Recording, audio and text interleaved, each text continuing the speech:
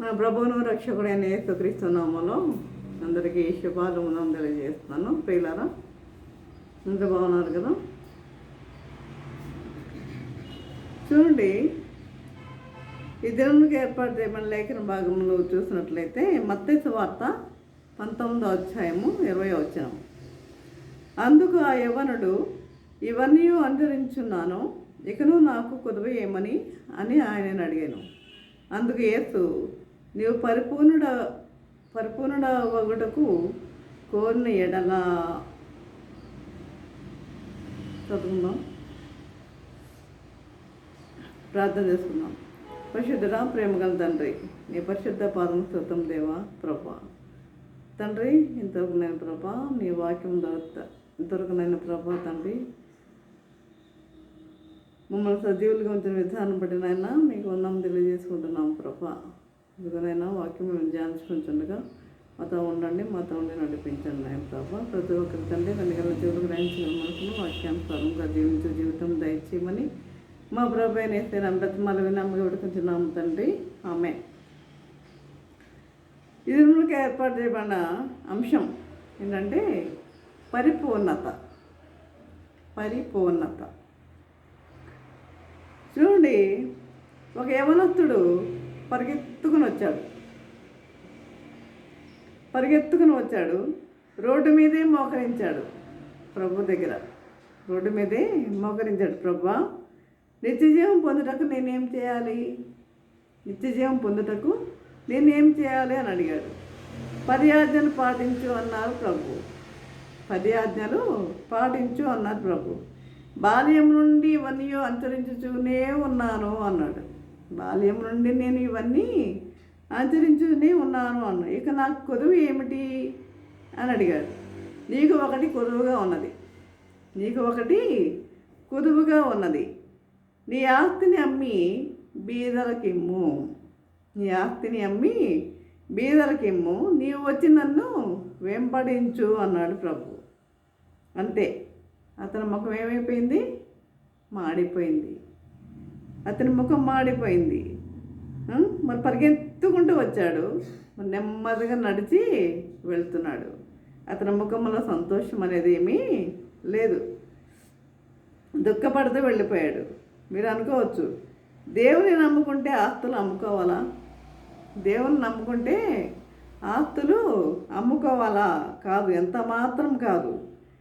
ఇది అతనికి ఒక పరీక్ష మాత్రమే ప్రియులారా. ఇది అతనికి ఒక పరీక్ష మాత్రమే. అది చూడండి, అతని మనసు ఎక్కడ ఉన్నదో ప్రభువుకు తెలుసు. అతని మనసు ఎక్కడ ఉంది? ధనం మీద ఉన్నది.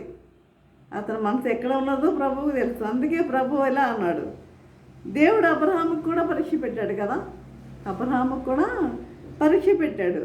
అబ్రహాము ఆ పరీక్షలో నెగ్గాడు. విశ్వాసులకు తండ్రి అయ్యాడు. ఈ ఒక్కగానొక్క కొడుకుని నాకు బలి ఇమ్మని అడిగాడు. మారు మాట్లాడకుండా వెళ్ళాడు బలి ఇవ్వటానికి. చూసారా? కాబట్టి ప్రభు పెట్టిన పరీక్షలో అబ్రహాము నెగ్గినట్లుగా మనం చూస్తున్నాం. చూడండి, అదేవిధంగా జక్కయ్యలో పరివర్తన వచ్చినప్పుడు ఎవరు చెప్పకుండానే ఆస్తిలో సగం బీదలకు ఇచ్చాడు. అన్యాయంగా ఎవరి దగ్గరనైనా తీసుకుంటే 4 గంటల మరలా చెల్లిస్తాను అని చెప్పాడు. నేను అన్యాయంగా ఎవరి దగ్గర తీసుకున్నానేమో, నేను 4 గంటల వరకు మరలా చెల్లిస్తాను అన్నాడు. కాబట్టి మన జీవితంలో దేవుడు పరీక్షలు పెడుతూ ఉంటాడు. మన జీవితంలో కూడా దేవుడు పరీక్షలు పెడుతూ ఉంటాడు. కానీ మనం ఏమనుకుంటాము? దేవుడు మనల్ని శోధిస్తున్నాడు అనుకుంటాం. కానీ దేవుడు మనల్ని పరీక్ష పెడతాడు. కాబట్టి ఆత్మ జీవితానికి కూడా ఇదే సూత్రం వర్తిస్తుంది. పరిపూర్ణత కావాలి. మనకేం కావాలి? పరిపూర్ణత కావాలి. దేవుని కొరకు మనకి బలమైన ఆశ ఉండాలి. బలమైన ఆశ ఉండాలి దేవుని కొరకు. ఆయన శక్తిని చూడాలనే ఆశ కావాలి. ఆయన శక్తి, ఆయన అద్భుతాలు, ఆయన కార్యాలు చూడాలనే ఆశ మనకు ఉండాలి. ఎప్పుడొస్తుంది? నువ్వు దేవుణ్ణి విశ్వసిస్తే మాత్రమే ఆ యొక్క శక్తి నీకు వస్తుంది. ఆ యొక్క అద్భుతాలను నీవు చూడగలవు. ఎప్పుడు చూడగలవు? ప్రభుని నీవు విశ్వసిస్తే అద్భుతాలు నీవు చూడగలవు. చూడండి, కీర్తన 61:2 దావీదు అంటున్నాడు, నేను ఎక్కలేనంత ఎత్తైన కొండ మీదకు నన్ను ఎక్కించు అంటున్నాడు. నేను ఎక్కలేనంత ఎత్తైన కొండకు నన్ను ఎక్కించు అంటున్నాడు. శిష్యులు రూపాంతర కొండ అనుభవాన్ని పొందారు కదా, రూపాంతర కొండ అనుభవాన్ని పొందారు. తర్వాత పేదరు ఈ విషయాన్ని రాస్తూ ఏమన్నారు తెలుసా? మేము కన్నులారా చూసాము, మేము విన్నాము, ఆ కొండ మీద ఆయనతో పాటు మేము కూడా ఉన్నాము అన్నాడు పేతురు రాసిన పత్రికలో. ప్రభువుతో కొండ మీద 3 శిష్యులు మాత్రమే ఉన్నారండి. ఎవరు? పేతురు, యాకోబు, యోహాను. మనం మత్తయి సువార్త 17వ అధ్యాయంలో చూస్తాం రూపాంతర అనుభవం. మరి మిగిలిన 9 ఎక్కడ ఉన్నారు? ఈ 3 ప్రభుతో ఉంటే మిగిలిన 9 ఎక్కడ ఉన్నారు? వారు కొండ కిందనే ఉండిపోయారు. కొండ మీదకి వెళ్ళాలనే ఆశ వారికి లేదు. అంటే దేవుని గురించి తెలుసుకోవాలనే ఆశ వారికి లేదు. కొండ మీద అనుభవం కొరకు ఆశపడండి. సాతాను ఓడిపోయిన వారిని మీకు చూపిస్తాడు తెలుసా? ఎవరైతే ఓడిపోయారో వారిని మీకు చూపిస్తాడు. చూడు, సొలొమోను చూడు, దావీదును చూడు. దావీదు కూడా పాపం చేశాడు కదా బత్షెబతో. సొలొమోను చూడు, దావీదును చూడు అంటాడు. అయితే పరిశుద్ధాత్మ మీకు గెలిచిన వారిని చూపిస్తాడు. ఎవరిని? రూతును చూపిస్తాడు, ఎస్తేర్ను చూపిస్తాడు. ఎస్తేర్ను చూపిస్తాడు. ఏసేపును చూడు అంటున్నాడు. రూతును చూడు, ఏసేపును చూడు అంటున్నాడు. ఒక వ్యక్తిని మారు మనసు ఎందుకు పొందలేదు అని అడిగితే పొందిన వారు సరిగా ఉండలేదు కనుక అన్నాడు. ఒక వ్యక్తిని మారు మనసు ఎందుకు పొందలేదు నీవు అని అడిగితే పొందిన వారు సరిగా ఉంటున్నారా అని అడిగాడు. పొందినవారు సరిగా ఉండడం లేదు కనుక అన్నాడు. అయితే మీరు మారు మనసు పొంది సరిగా జీవించండి.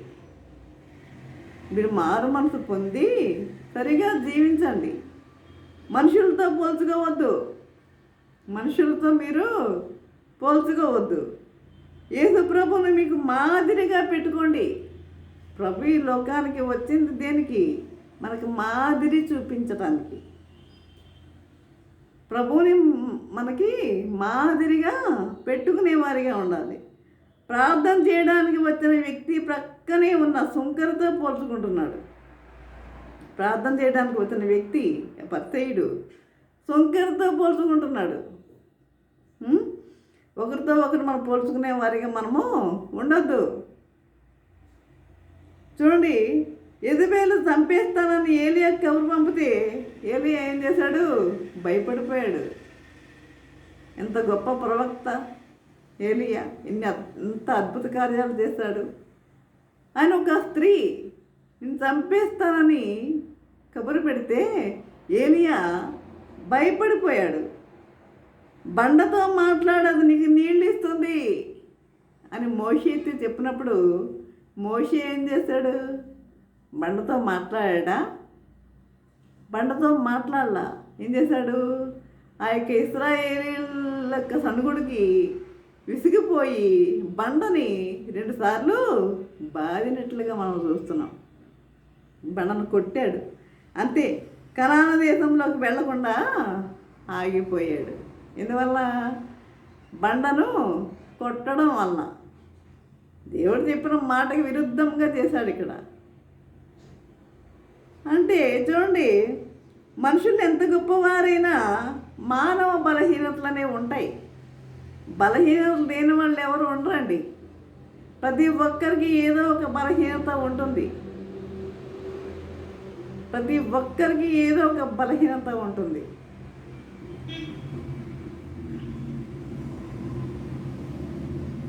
కనుక మనం యేసు వలె ఉండడానికి ప్రయత్నం చేద్దాం.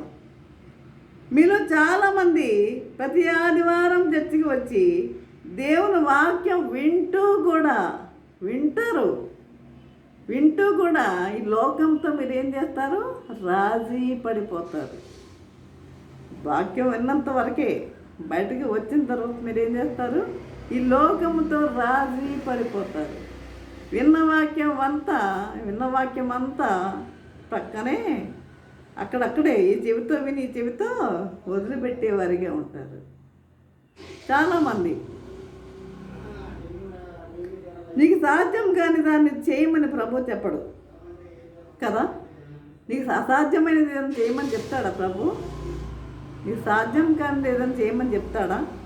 చూడు, మత్తయి సువార్త 5వ అధ్యాయం 48వ వచనంలో మీరు పరిపూర్ణులుగా ఉండండి అని ప్రభు అనడం లేదు, కానీ మీరు పరిపూర్ణులుగా ఉంటారు, ఇది సాధ్యము అని ప్రభు చెప్తున్నాడు. ఇది ప్రభు చెప్తున్నాడు మత్తయి సువార్త 5:48లో. మరి యోహాను సువార్త 14:12లో చూసినట్లయితే, నేను చేయు క్రియలు నా యందు విశ్వాసముంచువాడును చేయును. నేను చేయు క్రియలు నా యందు విశ్వాసముంచువాడు కూడాను చేయును. వాటికంటే గొప్ప కార్యాలు చేస్తాడు. కాబట్టి ఈ మెట్టులోకి మనం లేవాలి. పైకి లేవాలంటే మనల్ని కిందకి లాగుతున్న బరువులను మనం ఏం చేయాలి? విడిచిపెట్టాలి. మారు మనసు పొంది క్రీస్తులో నూతన సృష్టిగా మారిపోవాలి. ధనవంతుడు ఏమన్నాడు? ధనవంతుడు నాకేమి కొదవా అని ప్రభుని అడిగాడు. నాకేమి కొదవా అని ప్రభుని అడుగుతున్నాడు. అతనిలో ఉన్న కొదువు ఏమిటో అతనికి తెలియడం లేదు. తెలియలేదు. 10 ఆజ్ఞలు నేను పాటిస్తున్నా, బాల్యం నుండి అంటున్నాడు, కానీ అతనిలో ఉన్న కొదువు ఏమిటో అతనికి తెలియలేదు. అది ప్రభువుకు తెలుసు. అతనిలో ఉన్న కొదువు ఏమిటో ప్రభువుకు తెలుసు. అందుకే విగ్రహంగా తయారవుతుంది. హెజ్కేలు 14:3లో చూడండి, ఇశ్రాయేలీల విగ్రహాలు హృదయంలోనే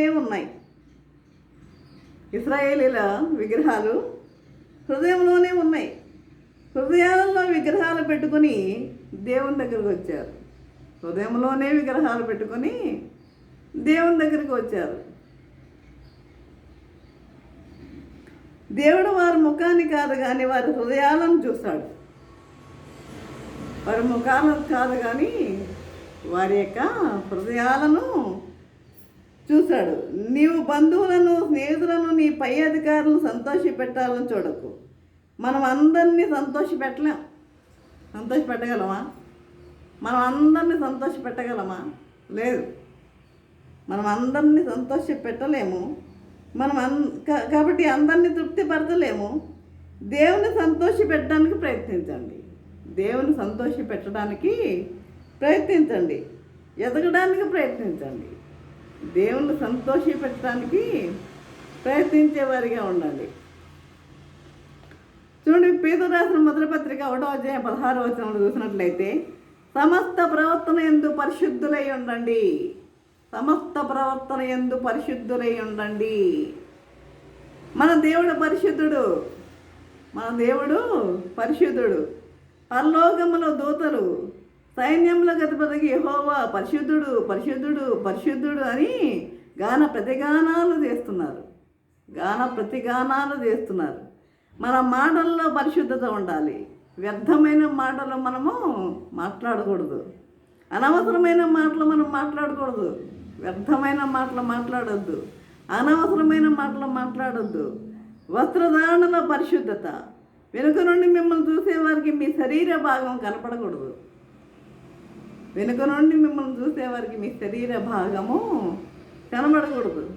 ఈ లోక మర్యాదను అనుసరించవద్దు. సమస్త ప్రవర్తనలో పరిశుద్ధత, అలవాట్లు, పాడలేందు పరిశుద్ధత కావాలి.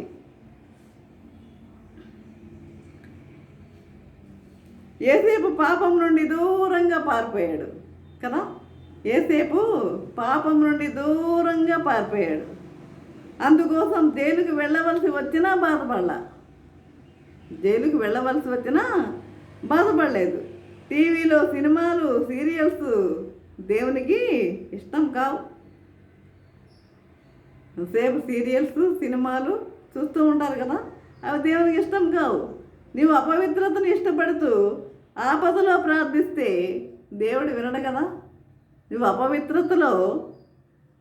అపవిత్రతను ఇష్టపడుతున్నావు. నువ్వు ఆ టీవీలు, ఆ సీరియల్స్ ఇవన్నీ ఏంటి? అపవిత్రత.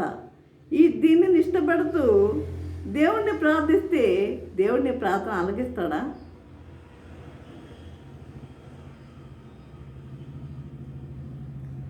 కనుక సాతాను మిమ్మల్ని ప్రలోభ పెడతాడు. సులువుగా చిక్కులు పెట్టే పాపాల్లో పడవేయడానికి ప్రయత్నిస్తాడు. చూడండి, ప్రేమించుట్లో పరిపూర్ణత. సాధారణంగా ప్రేమ అనగా సినిమా ప్రేమ అనుకుంటాం. ప్రేమ కదా, ప్రేమ. ఈ రోజుల్లో మన ఒక చిన్న యూట్యూబ్లో చూసాను నేను, అది చెప్పడం ఎందుకంటే చూసే ఉంటారు అందరూ. కనుక సినిమా ప్రేమ అనుకుంటాం, కానీ అది ప్రేమ కాదు, శరీర ఇచ్చ. నిజమైన ప్రేమ యొక్క లక్షణాలు 1 కొరింథీ 13వ అధ్యాయంలో రాయబడ్డాయి. నిజమైన ప్రేమ యొక్క లక్షణాలు 1 కొరింథీ 13వ అధ్యాయంలో రాయబడ్డాయి. ఒక్కొక్క మాట చదివి మనకు అన్వయించుకోవాలి. మనము అన్వయించుకోవాలి. ఆ 13వ అధ్యాయం చూసి వాటిలో ఏ లక్షణాలు మనలో లేవో చూసుకుని వాటిని అలవర్చుకోవాలి. ఆ అధ్యాయంలో పౌలు నిజమైన ప్రేమను గురించి వివరించాడు. నిజమైన ప్రేమ ఏమిటో వివరించాడు. అదే అగాపే ప్రేమ. ఈ ప్రేమలో దోషం, కల్మషం ఉండవండి. ఉండవు. రెండవది క్షమించడంలో పరిపూర్ణత. నిన్ను దూషించిన వారిని, నిన్ను గురించి చెడ్డగా మాట్లాడిన వారిని, నిన్ను గురించి చెడ్డగా మాట్లాడిన వారిని నువ్వు క్షమించగలవా? క్షమిస్తావా? యేసు ప్రభు దేవుడు కాబట్టి ఆయన క్షమించాడు.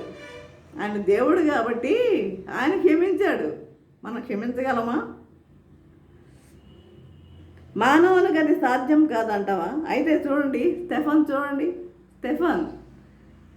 అతడు మనలాంటి వాడే కదా. స్టెఫన్.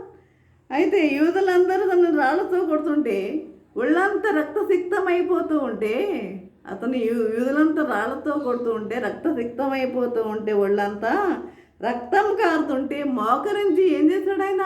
ప్రభువా, ఈ పాపం వారి మీద మోపకమని చెప్పి చనిపోయాడు. ఇది క్షమించడంలో పరిపూర్ణత ప్రియులారా. చూడండి, విశ్వాసములో పరిపూర్ణత. బైబిల్ ఆత్మ సంబంధమైన విశ్వాసం గురించి మాట్లాడుతుంది. బైబిల్ ఆత్మ సంబంధమైన విశ్వాసం. మనకి విశ్వాసం అనేది ఉండాలి. మారు మనసు పొందినప్పుడు నీ హృదయంలో విశ్వాసం పుడుతుంది. నువ్వు ఎప్పుడైతే మారు మనసు పొందావో అప్పుడు నీ హృదయంలో ఏం పుడుతుంది? విశ్వాసం అనేది పుడుతుంది. దాన్ని నువ్వు పెంపొందించాలి. ఇది దేవుని మీద విశ్వాసం. దేవుడు చేసిన కార్యాలు వింటుంటే మీ విశ్వాసం ఇంకా పెరుగుతుంది. అందుకే మనం దినదినము మా హృదయంలో వాక్యంతో నింపుకునే వారిగా ఉండాలి. ఆయన అద్భుత కార్యాలు మనం తెలుసుకుంటూ ఉండేవారిగా ఉండాలి. హెబ్రీ పత్రిక 11వ అధ్యాయంలో చూసినట్లయితే విశ్వాస వీరుల పట్టిక ఉన్నది. విశ్వాసం ద్వారా వారు దేవుని కొరకు చేసిన సాహస కార్యాలు, గొప్ప కార్యాలు మీ విశ్వాసం పెరిగిపోయేలా చేస్తాయి. గొప్ప కార్యాలు మీ విశ్వాసము పెరిగిపోయేలా చేస్తాయి. శ్రమ అనుభవించడం కూడా విశ్వాసములో ఒక భాగమే. మా శ్రమ అనుభవించడం కూడా విశ్వాసములో ఒక భాగమే ప్రియులారా.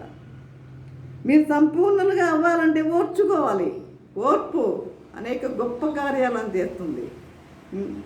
కాబట్టి ఓర్చుకోవడమే గొప్ప సంగతి. చూడండి, గొంగళి పురుగు సీతాకోక చిలుకగా మారడానికి కొంత సమయం పడుతుంది కదా. కొన్ని దశలు ఉంటాయి దానికి.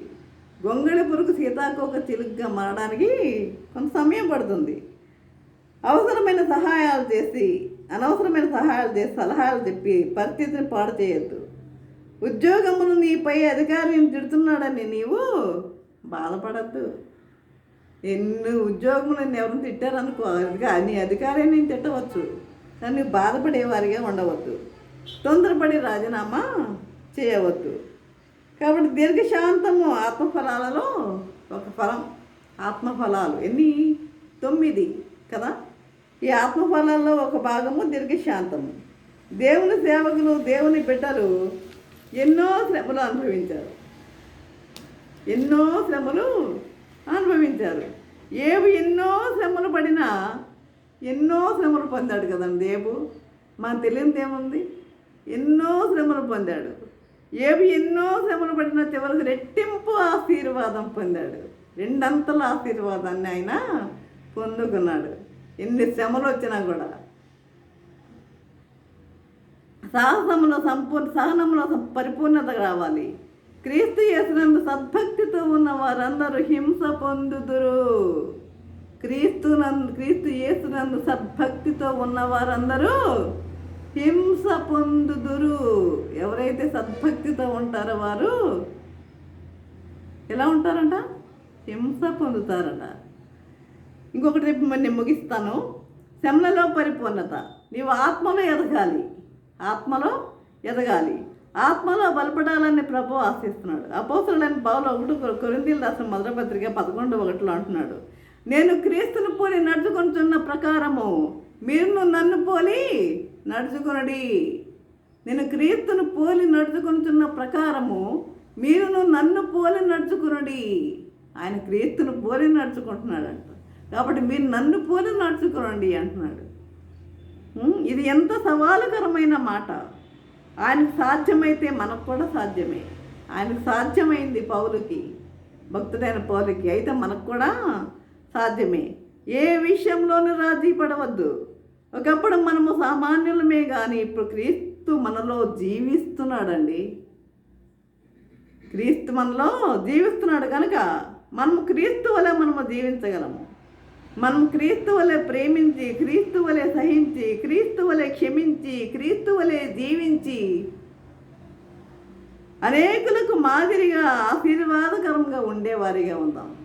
అనేకులకు మనము ఆశీర్వాదకరంగా ఉండేవారిగా ఉందాం. క్రీస్తు వలె ప్రేమించి, క్రీస్తు వలె సహించి, క్రీస్తు వలె క్షమించి, క్రీస్తు వలె జీవించి అనేకులకు మాదిరిగా ఆశీర్వాదకరంగా ఉందాం. ఈ విధంగా ఉండుటకు పరిశుద్ధాత్మ దేవుడు సహాయం చేసి నడిపించునుగాక. ఆమేన్. ప్రార్థన చేసుకుందాం. పరిశుద్ధుడా, ప్రేమగల తండ్రి, నీ పరిశుద్ధ పాదము స్తోత్రం దేవా. ప్రభా తండ్రి, దొరకనైన ప్రభా, నీ వాక్యం తండ్రి మాతో మాట్లాడిన విధానం బట్టి నాయన మీకు వందనం తెలియజేసుకుంటున్నాం ప్రభా. ఇదిగో తండ్రి, పరిపూర్ణత అన్న విషయంలో మేము ధ్యానించుకున్నాం నాయన ప్రభా. తండ్రి అదే నాయన ప్రభా, ప్రతి ఒక్కరు నాయన ప్రభా తండ్రి నిన్ను గుర్తిరిగి తండ్రి నీ యందు భయభక్తులు కలిగి జీవించే వారిగా ఉండగా నీకు దయచేయండి నాయన ప్రభా. తండ్రి, మరి భక్తులైన పౌలు చెప్పినట్లుగా ప్రభు, నేను క్రీస్తుని పోలి నడుచుకుంటున్న ప్రకారం మీరు నన్ను పోలి నడుచుకోనండి అని మీరు ఆయన తెలియజేస్తున్నాడు నాయన ప్రభా. అదేవిధంగా తండ్రి, మేము కూడా ఆ విధంగా నడుచుకుంటూ నీకు మాకు దయచేయమని నజరేయుడు అనేసి నా బ్రతమారు వినామగా వేడుకొంచున్నాము తండ్రి. ఆమేన్. తండ్రి అయిన దేవుని ప్రేమయు, కుమారుడైన యేసుక్రీస్తు కృపయు, పరిశుద్ధాత్మిక సహవాసము సకల దీవెనలు సదాకాలము ప్రభా. తండ్రి ఎంతమంది అయితే ప్రభా వాక్యం విన్నారు ప్రతి ఒక్కరికి తోడే నిలిచిండను గాక. ఆమేన్, ఆమేన్, ఆమేన్.